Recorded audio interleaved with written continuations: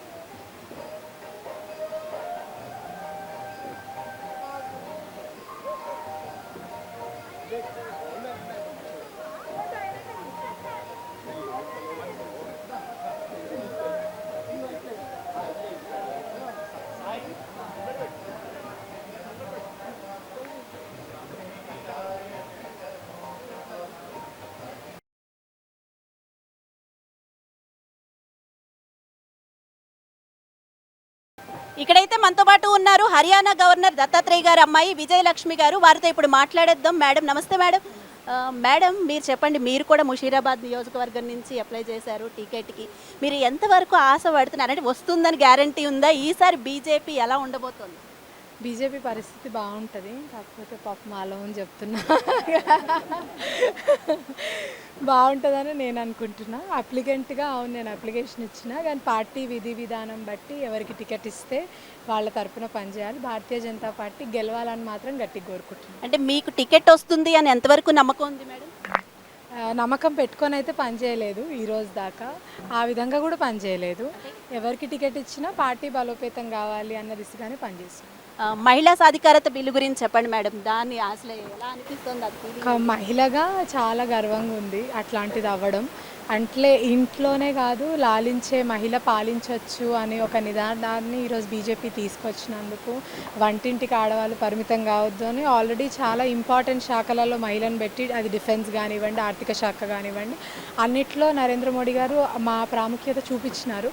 ఇట్లాంటి బిల్లు దాదాపు 30 సంవత్సరాలు ఏళ్ళ నుంచి ఆగిపోయిన బిల్లు రాజ్యసభ దాకా వచ్చినా కూడా లోక్సభలో పాస్ చేసుకోలేకపోయినాం. అట్లాంటిది ఈరోజు పార్టీకి పూర్తి మెజారిటీ ఉండి ఆ బిల్లుని అందరూ సహకారంతో సహకరించుకున్నందుకు చాలా సంతోషం. అంటే మహిళా బిల్లుపై చిన్నది వస్తుంది. యాక్చువల్గా ఏ పార్టీకి ఆ పార్టీ. కాంగ్రెస్ మాట్లాడితే ఇది రాజీవ్ గాంధీ టైం నుంచి ప్రతిపాదన జరిగింది అంటున్నారు. అదే బీఆర్ఎస్ మాట్లాడితే కల్వకుంట్ల కవిత గారు ఇది మేం పోరాటం చేయడం వల్ల వచ్చింది అంటున్నారు. మరి బీజేపీ అయితే ఇది మా వల్ల అంటున్నారు. అసలు ఎవరి వల్ల అంటారు ఇది?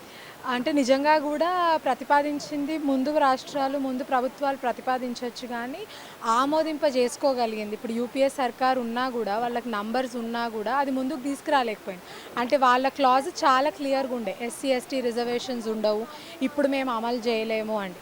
కవిత గారు చేసిన ఒక్క దీక్ష వల్ల ఒక ఇంత పెద్ద బిల్లు పాస్ అవుతుంది అని మాత్రం నేను నమ్మను. అది అంటే నరేంద్ర మోడీ ప్రభుత్వం, ఆ ప్రభుత్వం అంత దృఢంగా ఇది చేయగలుగుతాము అనుకోనే చేసినారు. అంటే మేడం ఇంకొక విషయం, యాక్చువల్గా ఎలక్షన్స్ దగ్గరకు వస్తున్నాయి. ఇలాంటి టైంలో బీజేపీలో పెద్ద పెద్ద నాయకులందరూ రహస్య భేటీలు చేస్తున్నారని, అందులోంచి వేరే పార్టీలకు వెళ్తున్నారని ఇలాంటి వార్తలు వినిపిస్తున్నాయి. ఇలాంటి టైంలో ఇలా జరగడం బీజేపీకి దెబ్బ కాదంటారా? లేదండి, అంటే ఎవరి ప్రయారిటీస్ వాళ్ళకు ఉంటాయి. కొందరు అంటే రాజకీయంలో ఇది సర్వసాధారణం, అందరినీ మనం సాటిస్ఫై చేయలేము. ఇంట్లోనే అందరు సంతోషంగా ఉండరు, ఎవరో ఒకరికి విభేదాలు ఉంటూనే ఉంటాయి. రాజకీయ పార్టీలు అన్నీ అంతే, బీఆర్ఎస్ ఏ కాదు, బీజేపీ కాదు, కాంగ్రెస్ ఏ కాదు, ఎక్కడైనా కూడా అందరికీ ఆ సాటిస్ఫాక్షన్ అన్నది ఉండదు. కాబట్టి ఎవరి సంతృప్తి బట్టి వాళ్ళు, ఎవరి ఇష్టం బట్టి వాళ్ళు నడవడమే. చివరిగా ఒకే ఒక ప్రశ్న మేడం. కాంగ్రెస్ ఏమో 6 వరాలు ఇచ్చేసింది, దానికి తగ్గట్టు ఇవాళ బీఆర్ఎస్ కూడా మేము కూడా దీనికి మించిన మేనిఫెస్టో ఇస్తామంటున్నారు. ఇలా వీళ్ళందరూ రేసు గుర్రాల్లో వెళ్ళిపోతున్నారు ఒక మాటలో చెప్పాలంటే. ఇప్పుడు వీళ్ళందరినీ దాటుకుని బీజేపీ వెళ్ళగలుగుతుందంటారు? డెఫినెట్గా, ఎందుకంటే కేంద్ర ప్రభుత్వంలో మేము ఉండడం కానీ, ఆ అమలు మేము ఎట్లా చేస్తున్నాం వివిధ రాష్ట్రాల్లో అని చూపించుకోవడం కానీ, నరేంద్ర మోడీ గారికి ఉన్న ఇమేజ్ కానీ, ఈరోజు భాజపా పాలిత రాష్ట్రాల్లో ఉన్న ఇమేజ్ కానీ, ఇవన్నీ భాజపాకి డెఫినెట్గా పాజిటివ్ అవుతాయని నేను భావిస్తున్నాను. చివరిగా మీరు చెప్పండి, మీకు కనుక ఎమ్మెల్యే టికెట్ వచ్చి మీరు గెలిస్తే మీరు ఏం చేస్తారు ప్రజల కోసం? ముషిరాబాద్ మెయిన్గా డ్రైనేజ్ ప్రాబ్లం చాలా ఉంది. గవర్నమెంట్ కళాశాలలు కానివ్వండి, మాకు సొంత డిగ్రీ కాలేజీలు ఎక్కడ కనపడ్డ పరిస్థితి లేదు. కాబట్టి చాలా ముఖ్యమైనది డ్రైనేజ్ ప్రాబ్లం. అట్లాంటి వాటికి ఫస్ట్ క్లియర్ చేసుకోవాలని నేను భావిస్తాను. Thank you so much madam.